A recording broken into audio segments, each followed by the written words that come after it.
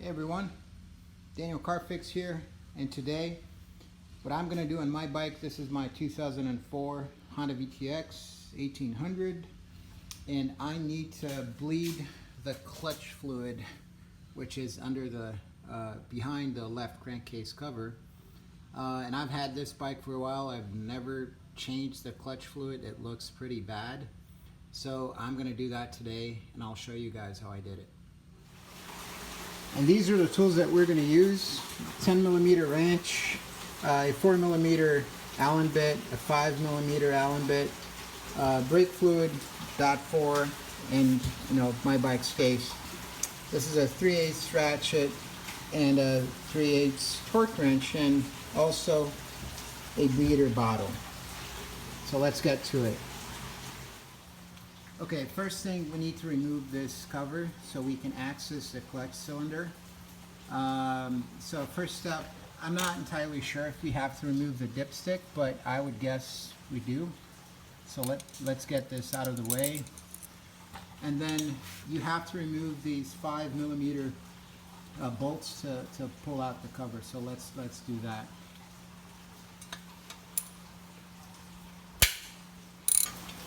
Now, as you can see, it's raining, so if you hear some background noise, that's it.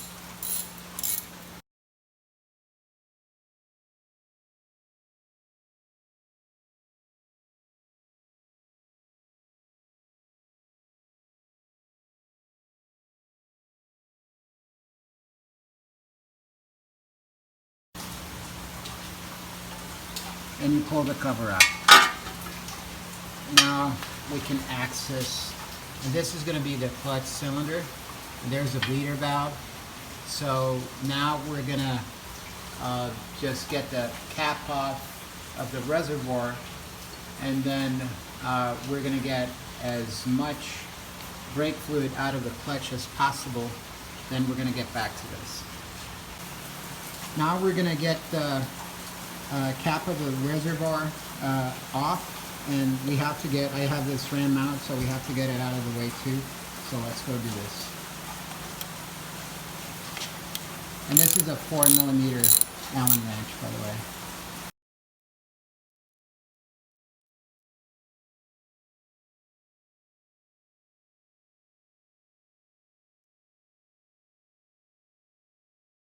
Okay, so before you get the cover off, because brake fluid is extremely corrosive, you want to put a rag around here and protect the area, so let's go do that. Now that we got the reservoir area protected, and you also want to get your tank protected, just in case any drop falls. And one tool I forgot, an essential tool, you need a turkey baster, because we're going to try to get as much of the old fluid as possible out before we put new fluid in. Okay, now let's remove the reservoir cap, and you want to make sure you're wearing gloves and you're wearing glasses. So if this stuff falls in your eye, you're probably gonna get blind. So there's a cap, there's a rubber seal, there's a floater.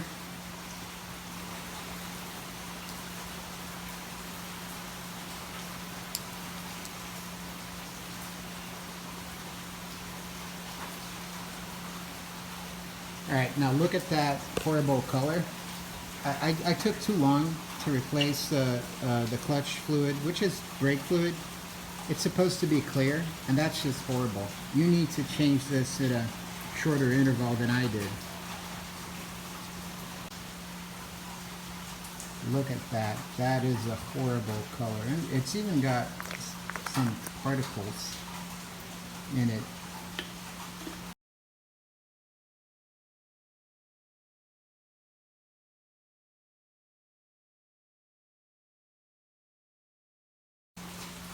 Okay, that's good enough. Now what we're going to do is we're going to start pouring new clutch fluid or brake fluid in the clutch reservoir so we can start bleeding. Okay, now that you have new brake fluid in the reservoir, you want to just get the cap off of the bleeder valve, and then you're going to put your 10mm wrench in the bleeder valve, but you're not going to open it yet. And then you're going to put the hose that goes to your bleeder bottle here at the bottom. And it's snug, just goes in like that, snug. Here's how you're going to bleed, and there's one thing that's important. You can't let air go in the system. In order to do that, what you have to do is you have to slightly press the clutch, and then you're going to open the bleeder valve slightly, and after you open, you're going to press it completely, and then it's going to expel the brake fluid. And then you close the valve, and only after you close the bleeder valve down there, you're going to let go of the clutch, and you're going to repeat the process. So this is what we're going to do. All right, so let's get it going.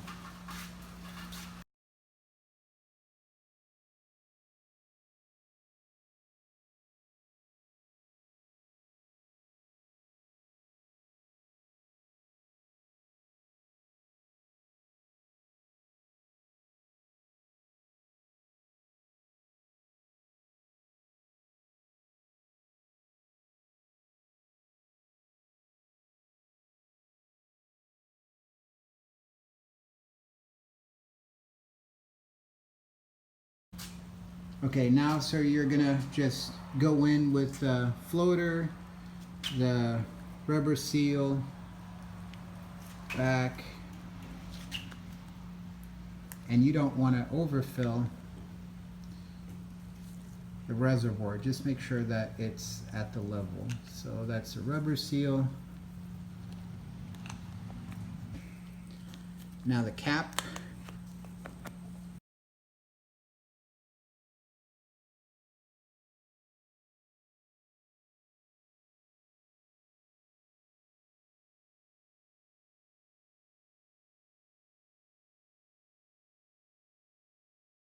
Okay, now that we've bled the clutch, we put the bleeder valve cap back on, we put the left crankcase cover on, we're going to tighten the bolts. I could not find in the climber manual the exact torque spec for the left crankcase cover. Because it's a cover, I'm not going to, put a lot of torque in these. And they also did not have a thread locker on the bolts, so I'm not going to put thread locker. I'm going to go with 12 pounds. I've tested 12 pounds on the first bolt and it just feels right. It feels tight. So I'm going to go with 12 pounds of torque. Let's torque all of the bolts. And I think they're 5, 3, 4, 5, 6, 7 bolts. So let's torque the bolts.